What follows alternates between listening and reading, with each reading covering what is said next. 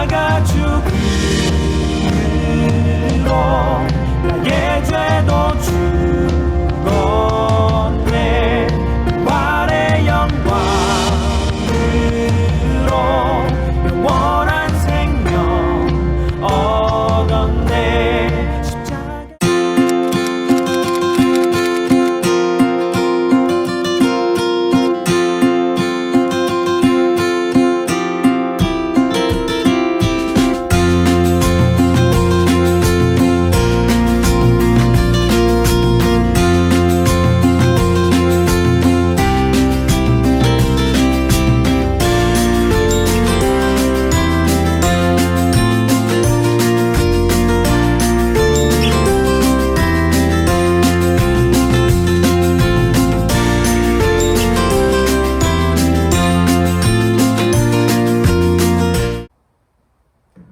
우리 시간 하나님 앞에 온 마음과 정성을 다해 예배드리기 원합니다. 사도신경으로 신앙 고백합시다. 나는 전능하신 아버지 하나님, 천지의 창조주를 믿습니다. 나는 그의 유일하신 아들, 우리 주 예수 그리스도를 믿습니다. 그는 성령으로 잉태되어 동정녀 마리아에게서 나시고 본디오 빌라도에게 고난을 받아 십자가에 못 박혀 죽으시고 장사된 지 사흘 만에 죽은 자 가운데서 다시 살아나셨으며 하늘에 오르시어 전능하신 아버지 하나님 우편에 앉아 계시다가 거기로부터 살아있는 자와 죽은 자를 심판하러 오십니다. 나는 성령을 믿으며 거룩한 공교회와 성도의 교제와 죄를 용서받는 것과 몸의 부활과 영생을 믿습니다. 아멘. 친구들 반갑습니다. 한 주간 동안 잘 지내셨나요? 이제 지난주부터 학교에 개학한 친구도 있는데 여러분 어떻게 지냈는지 정말 궁금합니다. 아직 개학하지 못한 중1 친구들도 얼른 보고 싶네요.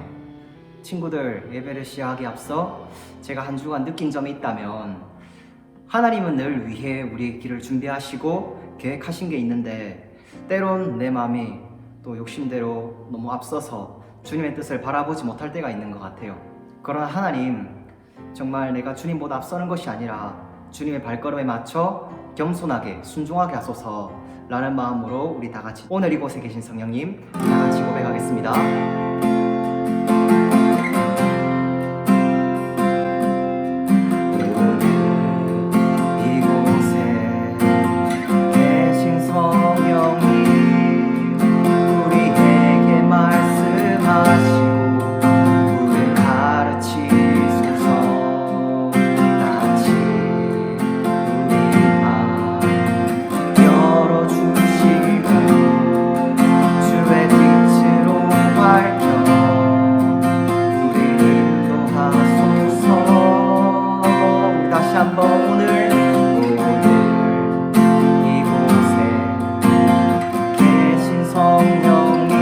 함께 우리에게 말씀하시고 우리를 가르치소서. 같이 우리 마음 열어주시고 주의 빛으로 밝혀 우리 인도하소서.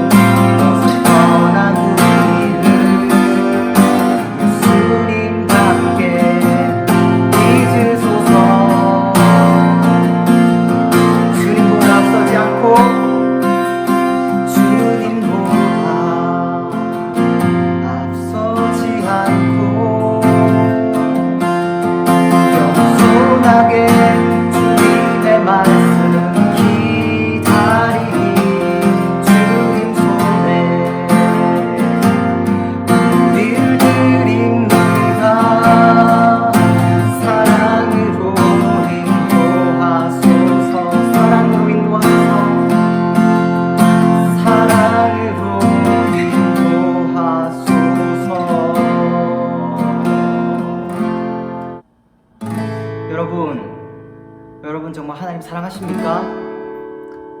비록 내 옆에 아무도 없어도 주님만 있다면 나 오늘을 살아갈 수 있어요. 그러나 내 옆에 주님이 없다면 나는 하루도 살아갈 수 없습니다. 정말 이런 마음으로 다 같이 고백합시다. 나로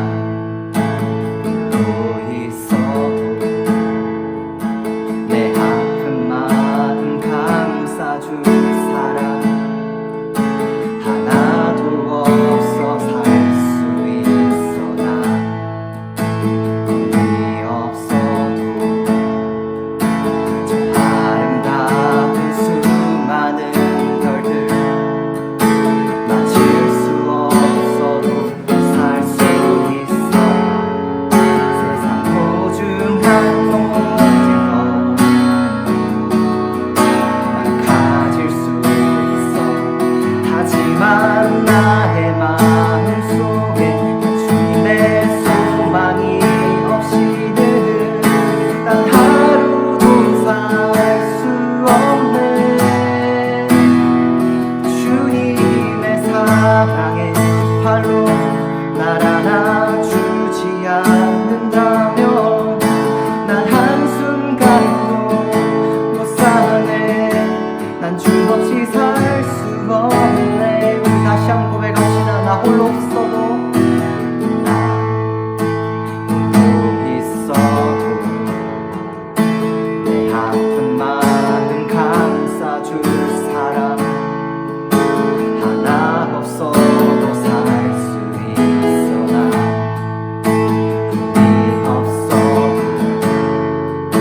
저 아름다운 수많은 별들 맞힐 수 없어도 살 수 있어. 세상 소중한 모든 것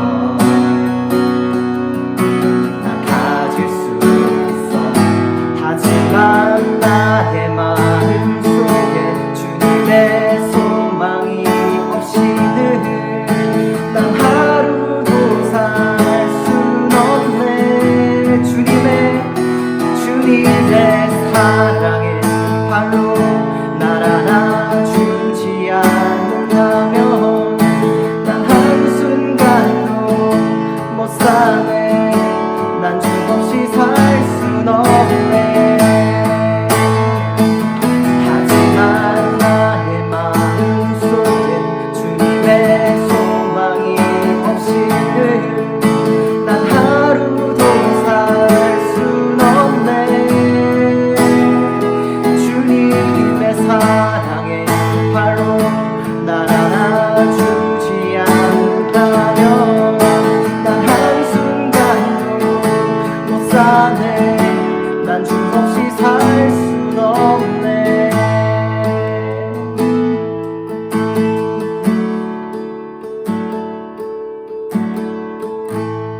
우리 시간 정말 주님 없으면 내 하루도 살아갈 수 없습니다. 하나님 나와 함께하여 주시옵소서. 이 시간 예배 시간에 우리 마음을 만져주시고 함께하여 주시옵소서. 정말 우리가 이 예배 시간을 통해서 우리가 하나님을 알아가고 하나님 기뻐하시는 주님 자녀 되게 하여 주시옵소서. 간절히 바라는 마음으로 다 같이 기도하겠습니다. 하나님 아버지 감사합니다. 주님의 사랑.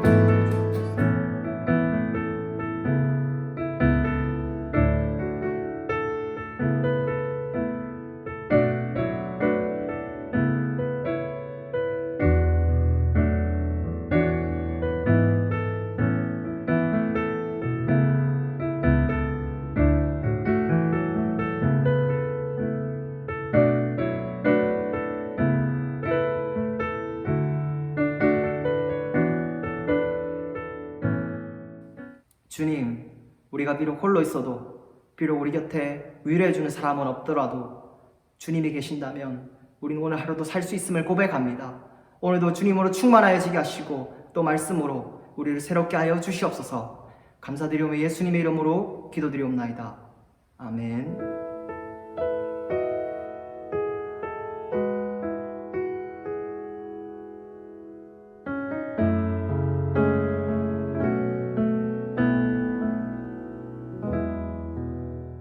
우리 다 같이 말씀 보겠습니다. 우리가 이 시간에 볼 하나님 말씀은 요한복음 15장 26절 두 곳입니다.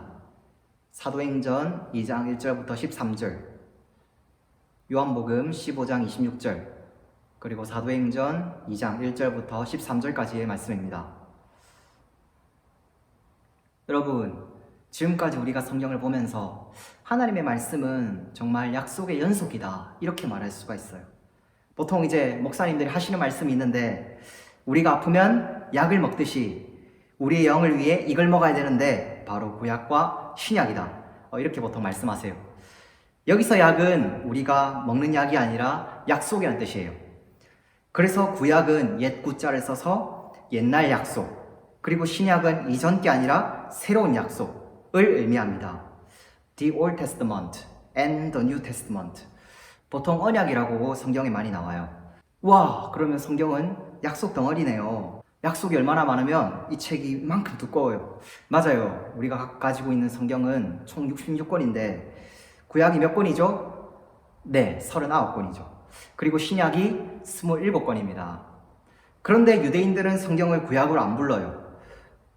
유대인들은 The Hebrew Bible, 히브리어 성경이라고 부릅니다. 왜냐? 예수님을 믿지 않는 유대인들은 아직도 성경에서 말씀하는 메시아를 기다리는 중이기 때문입니다.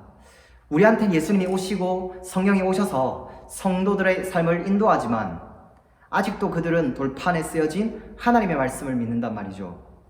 그러나 우리 하나님께서는 예수님을 보내시고 성령을 보내셨어요. 바로 그 말씀을 우리 마음판에 새기기 위해서. 우리 밑에 예레미야 31장 33절을 다 같이 읽겠습니다. 그러나 그날 후에 내가 이스라엘 집과 맺을 언약은 이러하니 곧 내가 나의 법을 그들의 속에 두며 그들의 마음에 기록하여 나는 그들의 하나님이 되고 그들은 내 백성이 될 것이라. 여호와의 말씀이니라. 아멘.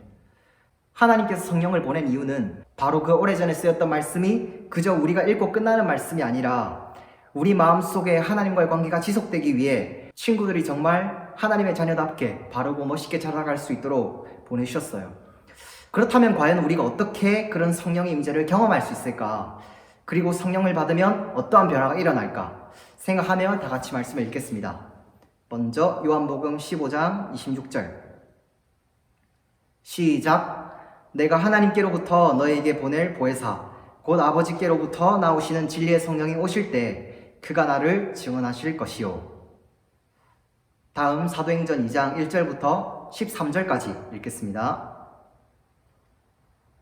오순절 날이 이미 이르매 그들이 다같이 한 곳에 모였더니 호련히 하늘로부터 급하고 강한 바람 같은 소리가 있어 그들이 앉은 온 집에 가득하며 마치 불의 혀처럼 갈라지는 것들이 그들에게 보여 각 사람 위에 하나씩 임하여 있더니 그들이 다 성령의 충만함을 받고 성령이 말하게 하심을 따라 다른 언어들로 말하기를 시작하니라. 그때 경건한 유대인들이 천하 각국으로부터 와서 예루살렘에 머물러 있더니 이 소리가 나매 큰 무리가 모여 각각 자기의 방언으로 제자들이 말하는 것을 듣고 소동하여 다 놀라 신기하게 여겨 이르되 보라, 이 말하는 사람들이 다 갈릴리 사람들이 아니냐? 우리가 우리 각 사람이 난 곳 방언으로 듣게 되는 것이 어찌 됨이냐? 우리는 바데인과 메데인과 엘람인과 또 메소보다미아와 유대와 갑바도기아, 본도와 아시아, 부르기아와 밤빌리아, 애국과 및 구레네에서 가까운 리비아 여러 지방에 사는 사람들과 로마로부터 온 나그네 곧 유대인과 유대교에 들어온 사람들과 그레데인과 아라비아인들이라. 우리가 다 우리의 각 언어로 하나님의 큰 일을 말함을 듣는도다 하고 다 놀라며 당황하며 서로 이르되 이 어찌된 일이냐 하며 또 어떤 이들은 조롱하여 이르되 그들이 새 술에 취하였다 하더라. 예수님께서는 우리에게 하셨던 약속이 있어요. 바로 나는 비록 아버지께로 가지만 성령님을 보내시겠다고 하셨어요. 지난주에 제가 성령님에 대해 간단하게 언급을 했었죠. 우리 성령 하나님은 우리가 예수님을 잘 믿도록 도와주시려고 오셨죠. 그리고 하나님의 구원에 동참된 하나님의 자녀들 안에 이제 역사하시면서 성령이라는 그 단어에 맞게 거룩한 영으로서 하나님의 백성들을 거룩한 백성으로 성장시키시는 그런 일들 지금도 하고 계십니다. 그리고 성령께서 이 땅을 강림하셔서 믿는 모든 자들에게 직접적으로 나타나신 현상이 바로 성령 강림절이에요. 오순절날 성령이 오신 배경을 보면 당시 예수님 제자들은 예루살렘에서 한자리에 모여 기도하고 있었어요. 그런데 그들이 기도하던 중 신기한 일을 합니다. 놀라운 일을 합니다. 바로 성령님께서 그들에게 오신 것입니다. 그리고 그곳에 놀라운 변화가 일어났습니다. 그리고 기도하는 사람들에게 하나님의 놀라운 역사가 임했습니다. 오늘 말씀을 통해 성령을 받으면 우리가 어떠한 변화가 나타날까? 그래서 정말 성령님이 우리에게 임하시면 어떠한 변화가 나타나는지 우리 다 같이 보겠습니다. 먼저 성령을 받으면 나타나는 변화, 첫 번째는 하나님의 역사가 나타납니다. 여기서 역사는 우리가 학교에서 배우는 역사가 아니라 하나님의 일하심을 의미해요. 우리 다 같이 사도행전 1장 8절을 읽겠습니다. 오직 성령이 너희에게 임하시면 너희가 권능을 받고 예루살렘과 온 유대와 사마리아 땅끝까지 이르러 내 증인이 되리라 하시리라. 예수님께서 돌아가신 곳이 바로 예루살렘인데요. 거긴 아주 위험한 곳이에요. 그러나 성령님이 오시면 예루살렘에서 유대에서 사마리아 땅끝까지 사람들이 예수님을 믿는다는 거예요. 근데 문제가 있어요. 예수님 제자들은 아람어를 주로 썼는데 그럼 다른 나라 사람들은 어떻게 복음을 들어요? 언어의 장벽이 있어요. 말씀을 전할 수 있는 한계가 있다는 겁니다. 그런데 오늘 우리가 읽은 본문에는 성령님이 임하시니까 갑자기 큰 소리가 들립니다. 불의 혀같이 갈라지는 게 보이는데 사람들이 다른 나라 언어로 말하는 거예요. 배우지 않은 언어, 서로 몰랐던 언어로 기도하고 서로 소통하는 역사가 바로 성령의 역사였습니다. 그렇다면 여러분, 성령의 역사가 이 방언밖에 없을까요? 아닙니다. 성령의 역사는 다양한 은사가 있어요. 성령을 받으면 어떤 사람은 지혜의 말씀을 전할 수 있고, 어떤 친구는 찬양을 잘하고, 어떤 사람은 병 고치는 은사를, 어떤 사람은 기도하는 은사를 받게 됩니다. 하지만 어떤 은사를 할 수 있냐가 중요한 게 아니라 성령 하나님이 지금 내 안에 오시고 나와 함께 하시며 나와 동행하시는 게 더 중요합니다. 우리 두드림 중부 친구들은 언제 하나님의 일하심을 느끼나요? 우리 자매들은 내 얼굴이 점점 예뻐지면 하나님의 일하심을 느끼나요?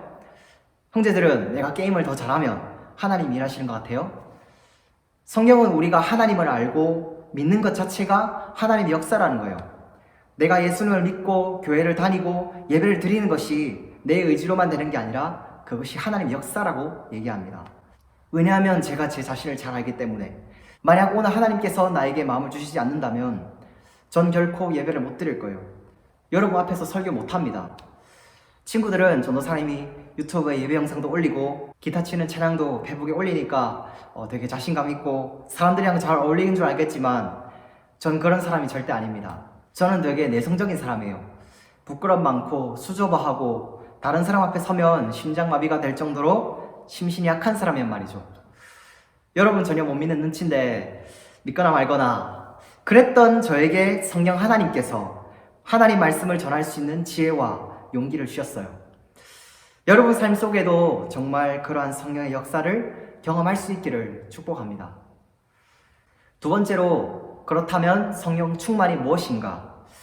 성령님은 어떠한 변화를 일으키시는가? 다 같이 봅시다. 먼저 예수님을 담대하게 전할 수 있게 됩니다. 성령을 받기 전 베드로는 예수님의 수제자였어요. 거의 주님이 살라면 살고 죽으라면 죽겠습니다. 엄청난 자부심이 있었단 말이죠. 그런데 예수님이 잡히고 사람들이 베드로를 알아봅니다. 같이 잡아 넣으려고. 야, 너도 예수랑 같이 있었잖아. 추궁합니다. 그런데 베드로는 어디 뜬구름 잡는 소리 하지 말라고. 나는 예수가 누군지 전혀 모른다. 이렇게 3번이나 주님을 부인합니다. 그랬던 베드로가 성령을 받으니까 대놓고 공공장소에서 예수님을 전합니다. 사람들이 야, 술 퍼먹는 소리 하지 마라. 욕해도 쫄지 않고 봐라. 지금 아침 9시밖에 안 됐는데 술 마신 게 아니다. 담대하게 하나님 말씀을 전하는 거예요. 이처럼 성령 충만한 사람은 사람 눈치를 보지 않아요. 그 누구에게든지 예수님에 대해 얘기할 수 있고 증거할 수 있는 사람입니다. 그리고 성령 충만한 사람은 사람을 두려워하지 않고 하나님을 두려워합니다. 사람은 자기보다 늘 만만한 상대가 보이면 함부로 대하죠. 베드로도 자기가 힘이 있을 땐 칼로 싸웠어요. 사람 길을 잘랐습니다. 그런데 자기보다 쪽수가 많은 걸 보니까 바로 예수님 모른다고 발뺌합니다. 학교에선 늘 왕따를 하는 학생이 있고 당하는 애들이 있어요. 근데 신기한 게 뭐냐면 그 누구도 왕따 당한 애를 도와주는 친구가 없어요. 왜죠? 내가 도와주다 내가 따 당할까봐 무서우니까. 야, 왜 네가 나서 잘난 척이야? 야야, 네 앞가림이나 잘하라고. 그러나 예수님 믿는 청소년들은 다르단 겁니다. 내가 싸움 좀 한다고 절대 약한 애들 무시하지 않아요. 왜냐하면 예수님은 약자들 편이셨으니까. 그 친구들은 하나님을 두려워하는 친구들이에요. 여러분은 무엇이 학교 생활에서 힘드나요? 친구들하고의 관계가 어렵나요? 내가 미안하다고 사과하니까 어려울 수도 있어요. 내가 사과했는데 제가 무시하면 어쩌지? 자존심 상하니까, 쪽팔리니까. 물론 그 친구와 손절하고 상종도 안 하는 게 더 쉬울 수도 있어요. 더 이상 엮일 일이 없으니까. 그러나 하나님과의 관계가 좋은 사람은 이웃과의 관계도 지혜롭다는 겁니다. 그 다음, 우리는 어떻게 성령 충만할 수 있을까? 바로 다른 것이 아닌 오직 성령으로 충만함을 받을 때. 에베소서 5장 18절 말씀에는 성령으로 충만함을 받으라고 말씀합니다. 영어로는 be filled with the Holy Spirit. 바로 성령으로 인하여서 충만하여지라 라고 말씀합니다.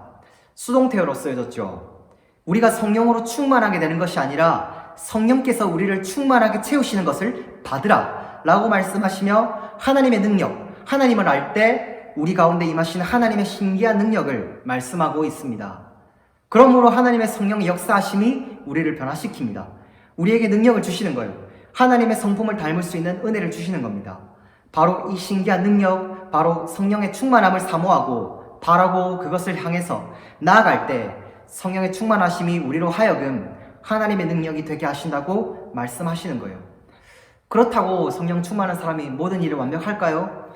전교 200등 하는 애가 갑자기 전교 20등 안에 들고 이렇게 되는 게 아니에요. 담배 피는 애가 갑자기 오늘부터 담배 안 펴요. 100% 된다고 착각하면 안 돼요. 그러나 성령님은 우리를 그분의 형상을 닮게 하기 위해서 내일도 모레도 우리를 하루하루 빚어가신다는 거예요. 우리 두드림 주는 친구들은 삶 매 순간 모든 자리 가운데 하나님의 도우심을 구하고 정말 하나님의 뜻대로 살아갈 수 있도록 나를 도와주세요. 이렇게 성령님을 의지하는 사람이 되길 축복합니다.